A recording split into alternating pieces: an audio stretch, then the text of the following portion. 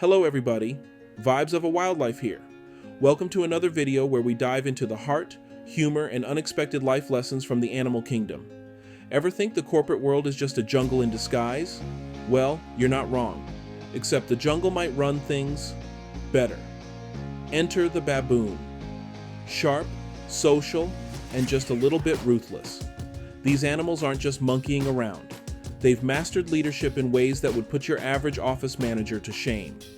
Baboons are some of the smartest, most strategic animals out there. They live in troops with hierarchies so structured, it's like they have their own org chart. Every member knows their role, from the alpha leader to the scrappy up-and-comers. Which begs the question, what could we learn from these furry, bare-bottom CEOs? Could baboons teach us how to manage conflict, build alliances, or even keep the office drama in check? Today we're diving into the wild world of baboon bosses. And trust me, their leadership skills are straight out of the corporate playbook. Except spoiler, they don't need PowerPoint to run the show. Before we jump in, hit that like button, subscribe to the channel, and share this video with your fellow office warriors. Let's make leadership lessons fun, baboon style. Meet the Alpha, the CEO of the baboon troop. This isn't just a title, it's a full-time job. The Alpha's role is to maintain order, protect the group, and of course, keep their competition in check. Sound familiar? Think of them as the ultimate multitasker. One part protector, one part peacekeeper, and a dash of dictator when necessary. They've got the weight of the troop on their shoulders, and trust me, it's not an easy gig. The Alpha has to fight to get the position, fight to keep it, and fight to stay relevant. No rest for the top dog or top baboon in this case. But here's the kicker. Being the Alpha isn't just about brute strength. Sure, you've got to win the physical battles, but you've also got to play the social game. Build alliances, maintain trust, and make sure no one's scheming behind your back. It's like running a company where everyone wants your corner office. Now, let's talk middle management. The high-ranking baboons who are the Alpha's right-hand primates. These baboons are like department heads, keeping the wheels turning while the Alpha focuses on the big picture. They enforce the troop's rules, keep everyone in line, and occasionally play mediator when tempers flare. Think of them as the HR department, except instead of memos, they use sharp teeth and intimidating stares. Middle managers also know how to hedge their bets. They stick close to the Alpha but are always ready to pivot if the winds shift. If a new Alpha is on the rise, you can bet these baboons will have already scheduled a lunch meeting with the potential successor. Loyalty? Sure. But strategic loyalty? Always. And then there are the interns, the lower-ranking baboons. They're the underdogs, the scrappy, wide-eyed members trying to find their place in the troop. These baboons don't have power or perks, but they've got hustle. They're the ones doing the grunt work, dodging conflict, and waiting for their chance to climb the ladder. How do they do it? Grooming, mostly. It's like networking at a cocktail party, but instead of exchanging business cards, they're picking fleas. They cozy up to higher-ranking members, build connections, and slowly inch their way up the hierarchy. It's a long game, but hey, everyone starts somewhere. And let's be honest, they probably look at the Alpha's constant stress and think, maybe being at the top isn't all it's cracked up to be. Wise words for anyone slogging through the corporate grind, wouldn't you say? Power in a baboon troop isn't a solo sport, it's a team effort. Baboons know that to stay on top, or even just survive, you need friends in high places.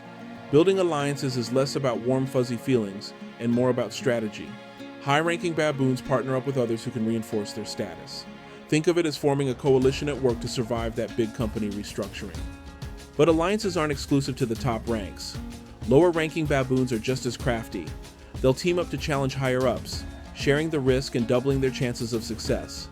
It's like pooling resources to outbid your rival at an auction. And once those alliances are formed, loyalty is key, until it's not. If someone stops pulling their weight, they're out. No hard feelings, just business.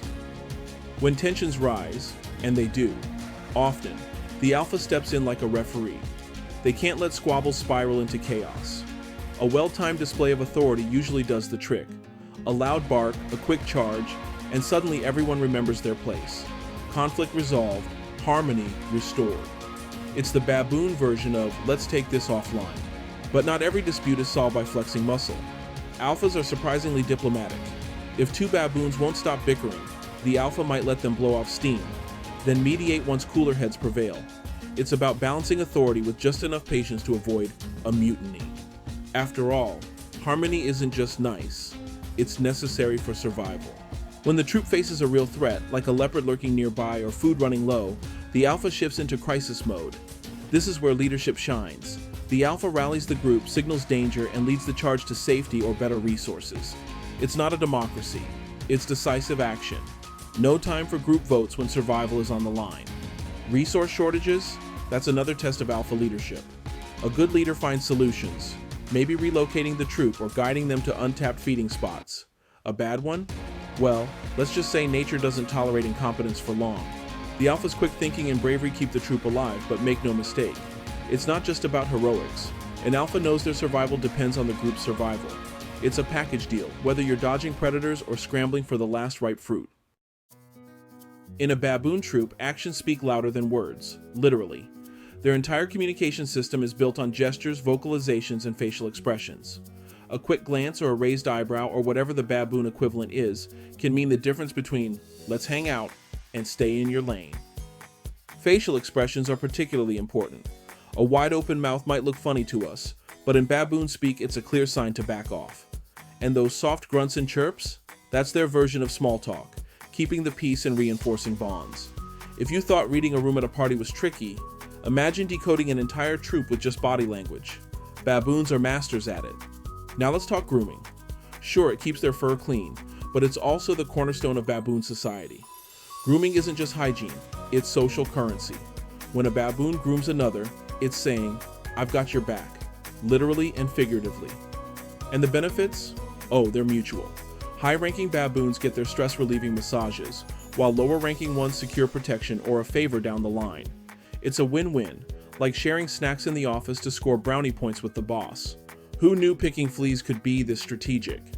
For a leader, trust is everything. And baboons know this better than most. Alphas don't play mind games. Their behavior's consistent. Everyone in the troop knows what to expect, whether it's discipline, protection, or the occasional show of dominance. It's this reliability that keeps the group together. An alpha that flips between being fair and unpredictable, that's a recipe for rebellion. Baboons value stability. Their leaders might rule with a firm hand or paw, but they're clear about the rules. And really, isn't that all anyone wants, whether you're in a troop or a team? Straightforward leadership, no hidden agendas. Being an alpha isn't all strutting and glory. It's a constant battle to keep the crown, and the challengers are always watching. Every day is a test. Can you fend off rivals, keep the troop in check, protect your position while avoiding burnout? It's like running a Fortune 500 company with no weekends off and no security detail. The competition is relentless. Younger, stronger baboons are always eyeing the throne. One moment of weakness, one bad call, and suddenly your loyal allies might be whispering behind your back.